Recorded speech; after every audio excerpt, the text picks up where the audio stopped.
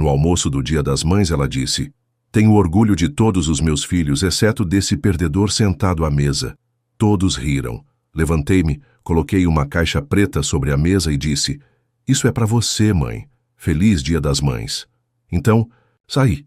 Peguei de volta o carro que havia lhe dado e, momentos depois, ela gritou quando finalmente abriu a caixa: "Tenho orgulho de todos os meus filhos, exceto do perdedor sentado à mesa."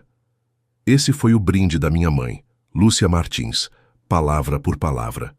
No Dia das Mães, com a taça de espumante erguida, o resto da mesa explodindo em gargalhadas, como se ela tivesse acabado de contar a piada do século. Eu era o perdedor. Nem me encolhi. Apenas olhei para as linhas ao redor da boca dela, que sempre se contraíam quando estava prestes a me humilhar, com aquele brilho nos olhos dizendo: "Sim, eu sei o que acabei de dizer, e não me arrependo." Minha irmã, Roberta, bufou em sua mimosa. O marido dela, Luiz, deu um tapa na mesa. Meu irmão mais novo, Flávio, se inclinou e sussurrou: "Não leve isso tão a sério, cara. É só a mãe sendo a nossa mãe." Ninguém pareceu desconfortável. Ninguém se pronunciou. Ninguém disse: "Chega, eu era invisível." Mas só quando queriam, quando as contas precisavam ser pagas, quando o carro da Roberta precisava de freios novos, quando o Flávio precisava de ajuda para o aluguel, só desta bui.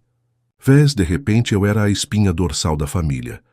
Mas no Dia das Mães, eu era a piada. Eu não tinha planejado fazer uma cena.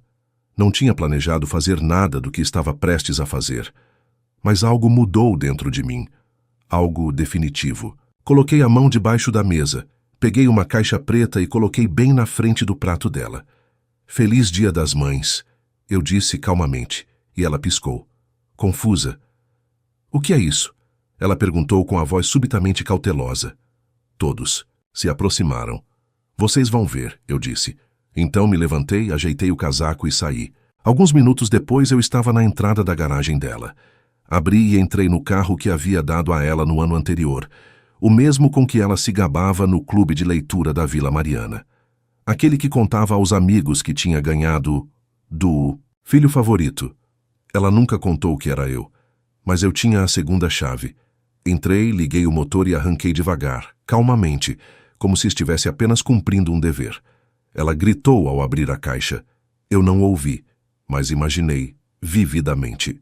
Sua voz estridente ecoando pela casa. Os dedos perfeitamente cuidados agarrando as bordas da caixa, encontrando o que eu havia deixado para ela. Uma única foto. Era eu, com 10 anos, segurando um cartão de Dia das Mães feito à mão e um buquê de flores que comprei com as moedas, que economizei por não ter almoçado por uma semana. No verso da foto, escrevi: "Esta foi a última vez que pensei que era importante para você." Foi assim que tudo começou. Não a guerra, mas o acerto de contas. Por 2 semanas após o Dia das Mães, ninguém disse uma palavra. Nenhuma ligação, nenhuma mensagem, nem mesmo uma publicação vaga da Roberta no Facebook. O que era estranho, vindo de alguém que não conseguia passar 20 minutos sem atualizar o mundo sobre seu estado emocional ou sobre sua vitamina de couve. Aí, o Luiz quebrou o silêncio. Mandou uma mensagem. "Ei, cara!" Aquela situação com o carro deixou ela muito chateada. "Talvez você deva pedir desculpas. Se desculpe e as coisas vão melhorar. Eles me humilharam de propósito na frente de uma mesa cheia." Riram. E agora eu deveria me sentir mal por ter pegado algo que paguei integralmente? Mas não atendi. Também não o bloqueei. Queria ver o que fariam em seguida e tentaram mesmo. 3 dias depois meu pai ligou. Não para se desculpar nem para perguntar como eu estava. Só para dizer uma coisa. Se você já parou de agir como um caçador de atenção, precisamos de ajuda com o Flávio. Eu ri tanto que quase deixei meu celular cair. Flávio, o menino de ouro, o futuro da família, o que só precisa de tempo para se encontrar.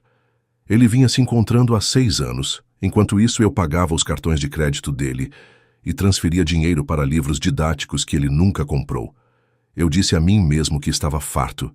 Eu realmente acreditei. Mas aí cometi o erro de voltar. Não por eles, mas pela minha avó, Dona Iracema. Era seu aniversário. 83 anos. A única pessoa naquela família que sempre me olhava sem julgamento. Ela morava numa casinha, nos arredores da cidade, onde a grama sempre parecia recém-cortada e o ar cheirava a chá fervido e sabão. Nunca me pediu nada, apenas oferecia balas, de menta e lembranças. A festa foi simples. Petiscos, cadeiras dobráveis, toalhas de mesa de plástico. Quase me esqueci com quem estava me deparando, até ouvir. Estavam na cozinha. Eu tinha ido buscar gelo. Não estava tentando espionar. Só parei quando ouvi meu nome. Roberta, barulhenta como sempre. Ele não é da família. É só alguém rico que pode nos ajudar. A sala explodiu em gargalhadas. Ouvi Luiz dar uma risadinha e dizer: bem, sentimentos não pagam aluguel. Depois, minha mãe. Ah, meu filho. Ela suspirou cansada e dramática, como sempre fazia quando queria pena. Eu só queria que ele tivesse aprendido a aceitar uma piada. Não é como se a gente tivesse forçado ele a nos dar alguma coisa. E então, meu pai, o golpe final. Ele faz isso para se sentir importante e para que a gente se sinta pequeno. Fiquei ali parado com o balde de gelo nas mãos, sem me mexer, sem respirar. Eles não tinham me visto, ainda não. Quando finalmente entrei na sala, o silêncio foi mortal. Eles nem tentaram esconder.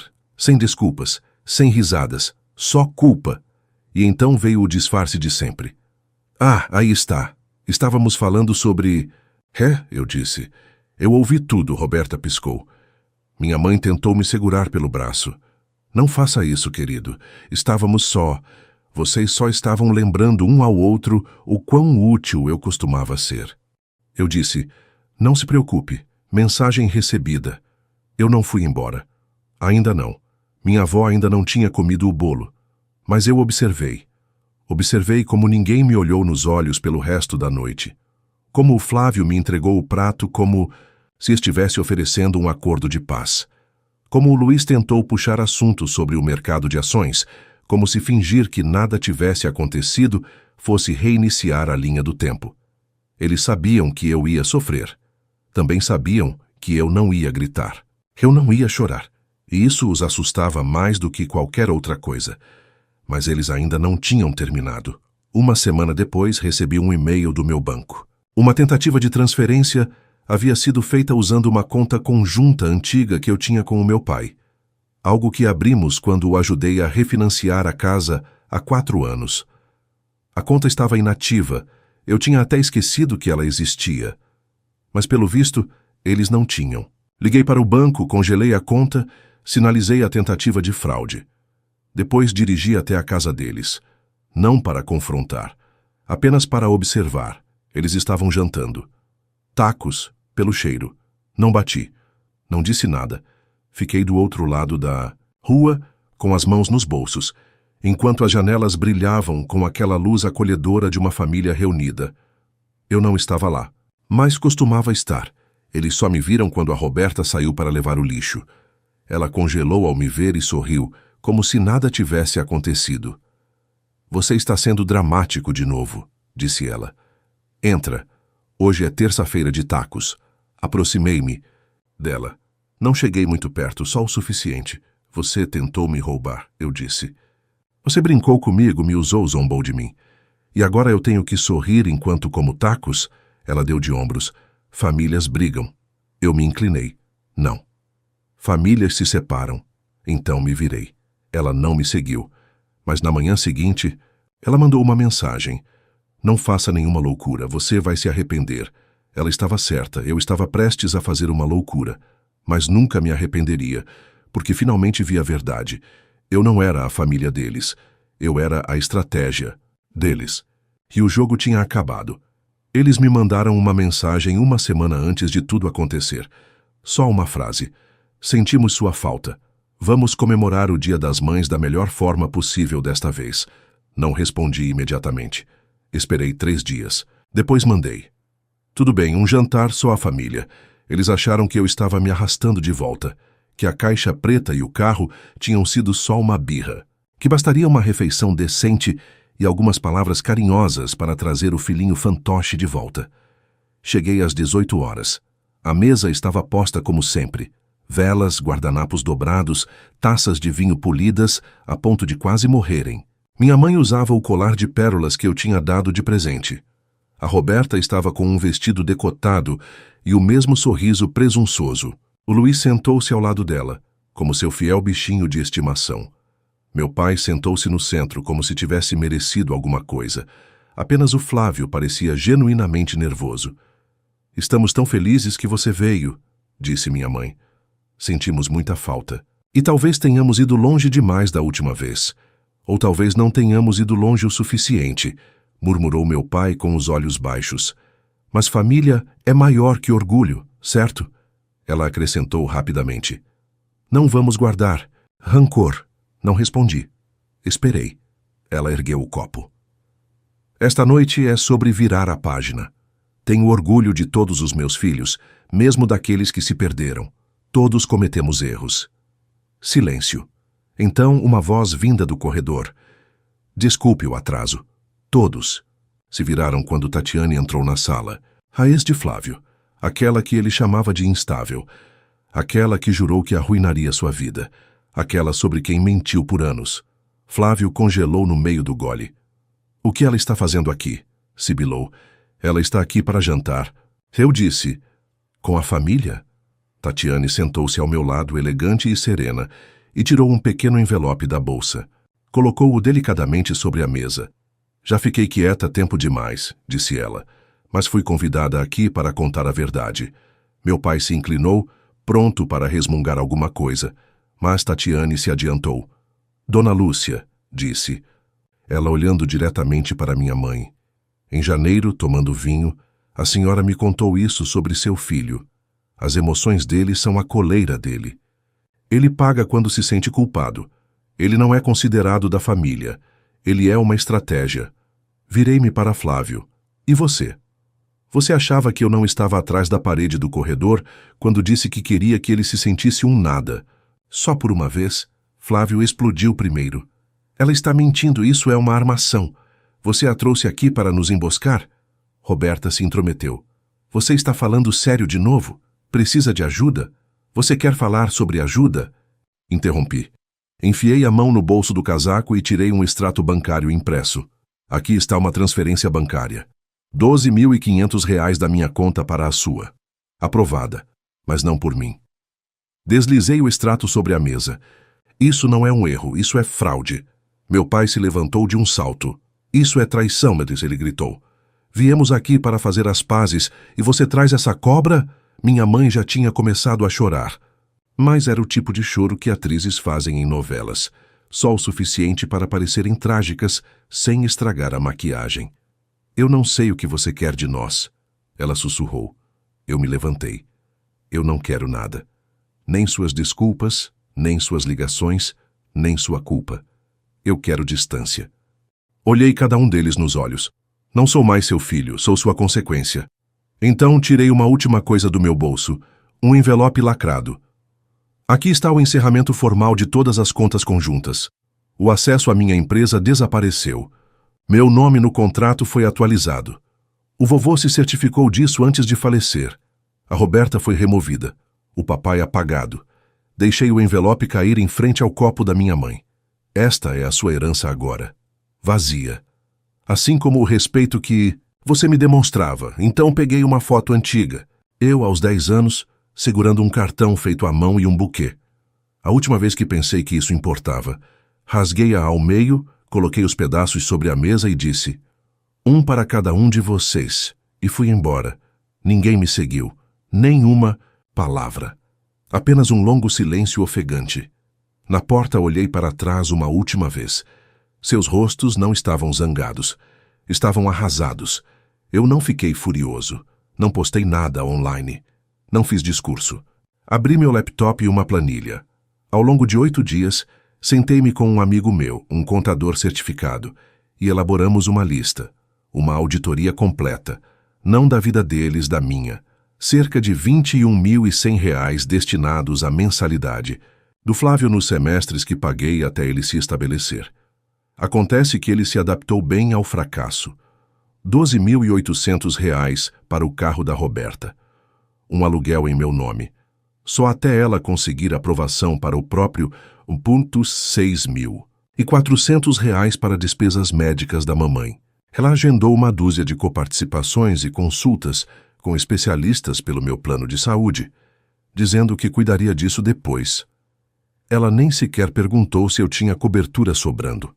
Transferências diretas de R$ 8.000, um pouco, de Pix, algum dinheiro em espécie, algumas transferências bancárias, ajuda com o aluguel, despesas básicas como a geladeira quebrou.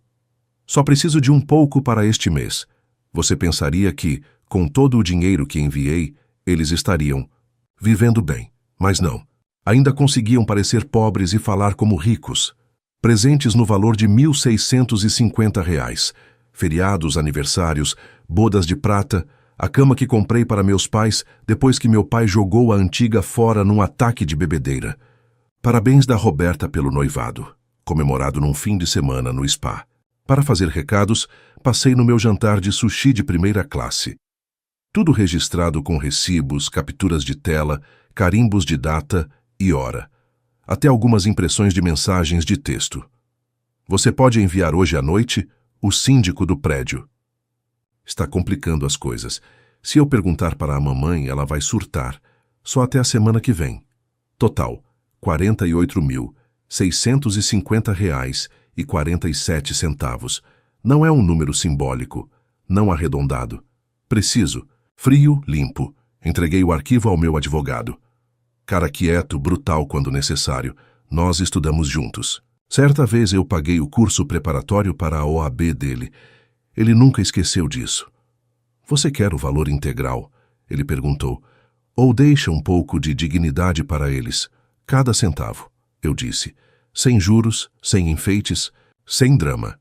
Apenas fatos. Dias depois eles receberam as cartas certificadas. Uma para meu pai, uma para minha mãe, uma para a Roberta. Assunto: dívida familiar pendente. Isto não é vingança. Isto é encerramento.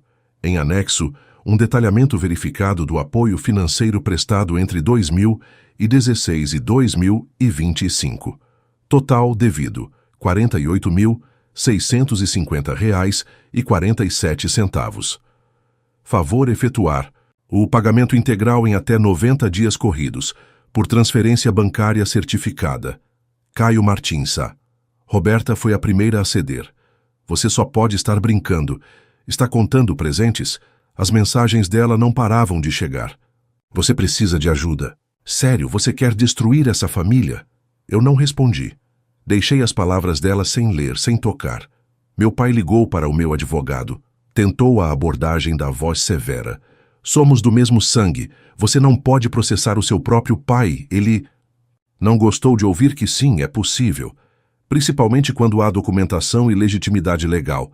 Minha mãe não ligou. Ela enviou uma carta escrita em letra cursiva cuidadosa. Borrou a tinta nos lugares onde devia ter enxugado os olhos. Eu te dei a vida. Fiquei acordada com você quando estava doente. Rezei por você. E agora você manda advogados? Sem desculpas. Sem responsabilização. Apenas culpa. Armada, como ela sempre gostou. Flávio não falou ou fez simplesmente nada. No 21º dia entramos com ações civis oficiais. Roberta entrou com uma reconvenção alegando danos morais. Disse que eu a manipulei para aceitar dinheiro. Perdeu feio. O juiz nem pareceu impressionado. Apenas leu o registro das transações, as mensagens de texto, os reconhecimentos por escrito. O caso foi arquivado em menos de 1 hora. Papai se recusou a responder. 3 semanas depois, entramos com um pedido de julgamento à revelia, uma dívida pendente, 2 advertências de penhora e uma bandeira na conta corrente principal dele. Mamãe não compareceu ao tribunal. Não apresentou resposta. Mas, quando tentou pagar os remédios na farmácia na semana seguinte, o pedido foi negado. Os benefícios da aposentadoria dela começaram a ser descontados, uma porcentagem a cada mês, assim como foram descontados de partes de mim durante anos. E eu não me vangloriei. Não gritei, eu avisei. Nem falei sobre isso, apenas observei o banco subir enquanto os pagamentos chegavam. Roberta pagou primeiro, provavelmente para estancar a hemorragia. papai pagou em segundo, só depois de perceber que a dívida arruinaria. Seu crédito. Flávio pagou sem reclamar, e o pagamento da mamãe foi o último. Ela vendeu seu jogo de chá de prata, o do casamento dela. Descobri por uma prima que disse que ela chorou enquanto embrulhava o conjunto. Não me senti justificado, me senti limpo. No 91º dia, fui ao meu banco e saquei exatamente R$ 48.650 em dinheiro. Notas de 100, 50 e 20, embrulhado com capricho. Coloquei o dinheiro em uma caixa preta fosca com fecho. Forrei o fundo com veludo e adicionei uma única nota em cima. Isso não é dinheiro. Isso é responsabilidade. Eu não enviei para eles. Eu não queimei. Coloquei-o em um cofre particular em meu nome, não como um troféu, mas como um marcador, uma prova de que paguei pela minha fuga. Então doei R$ 5.000 para o Instituto Recomeço, que apoia adultos em recuperação de abuso financeiro familiar. Eles me enviaram um recibo e um breve bilhete de agradecimento por e-mail. Essa foi a única gratidão de que eu precisava. Não comemorei. Nada de carro novo, brinde ou discurso. Sentei-me à mesma mesa onde, 5 anos antes, havia pulado o jantar para enviar o dinheiro do aluguel para a Roberta. E sussurrei para mim mesmo. Eu não queria vingança. Eu queria minha vida de volta. E agora, ela está paga integralmente. Eu não me mudei para uma cidade nova. Não comecei uma nova vida no interior, como as pessoas costumam fazer quando querem se curar. Fiquei exatamente onde estava. O que mudou foi todo o resto. Pela primeira vez na vida, meu telefone não vibrava com emergências que não foram causadas por mim. Chega de mensagens do Flávio tarde da noite pedindo ajuda. Chega de ligações perdidas da minha mãe que nunca eram apenas para conversar. Chega de recados da Roberta, fingindo que só queria bater papo quando na verdade precisava de um depósito urgente. O silêncio foi imediato e glorioso. Eu não precisava de barulho para provar que havia vencido. Precisava da ausência para confirmar que havia escapado. Comecei a dormir melhor, mais profundamente. Meu apartamento pela primeira vez permaneceu limpo, porque eu não vivia mais correndo para resolver os problemas dos outros. A comida parecia mais gostosa, a música mais alta, até o ar mais leve. Eu não estava livre porque eles haviam mudado. Eu estava livre porque finalmente parei de precisar deles. Então as ondas vieram. Uma velha amiga da família me parou em frente a uma loja. O sorriso dela era tenso. Sua mãe não está bem? Pensei que talvez interrompia com um olhar.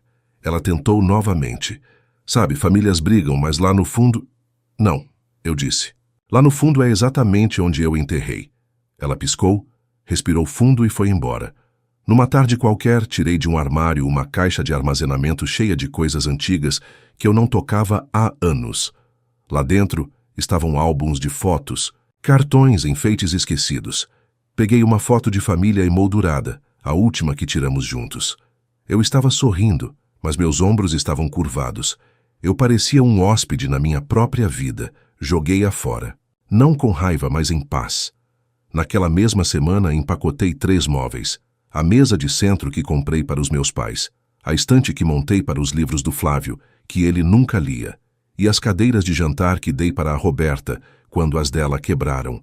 Doei tudo a um abrigo. Deixei que outras pessoas se sentassem nelas agora.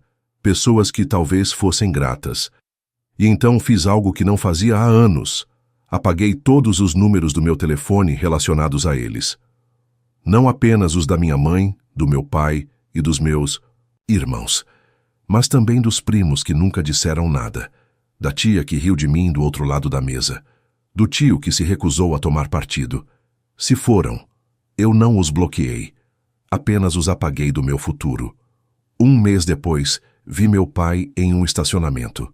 Ele estava colocando as compras no porta-malas do carro. Não era mais o SUV, é claro. Isso já fazia parte do passado.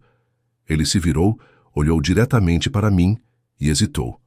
A boca dele se abriu ligeiramente.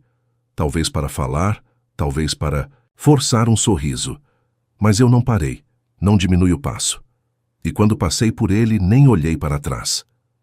Aquele silêncio foi a coisa mais alta que já disse. 1 semana depois, vi a Roberta. Ela estava sentada em um café ao ar livre com um homem que eu não reconheci. Ria, gesticulava, atuava. Não sei se ela me viu, mas eu a vi e não senti nada. Nenhuma raiva, nenhuma mágoa, nem sequer dor, como se ela fosse uma cena repetida demais.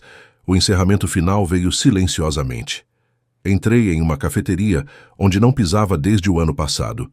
A mesma onde uma vez me sentei em frente a eles no Dia das Mães. O dia em que riram enquanto eu era destruído em público. Pedi um chá, sentei-me perto da janela. A mesma mesa, a mesma cadeira, mas tudo era diferente agora. Não havia tensão no meu maxilar. Nenhuma dor atrás das costelas. Nenhuma contagem regressiva para o próximo insulto. Olhei para o assento à minha frente, aquele onde todos costumavam se sentar, e pela primeira vez não os imaginei ali. Estava apenas vazio. Tomei um gole, olhei para fora e sorri. Este assento costumava doer. Agora é só meu. Eles permaneceram os mesmos, mas eu não, e isso foi o suficiente. Agora me diz, você já se sentiu como apenas um recurso para sua própria família?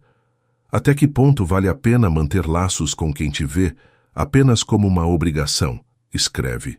Aqui nos comentários, eu quero muito saber. Se você gostou do vídeo, clica em curtir e se inscreve no canal também assim. Você não perde nenhuma história emocionante. E não esquece, deixa também um comentário com uma classificação de 1 a 10 para mostrar o quanto você gostou. Assista também ao vídeo que agora está aparecendo na sua tela. Até breve.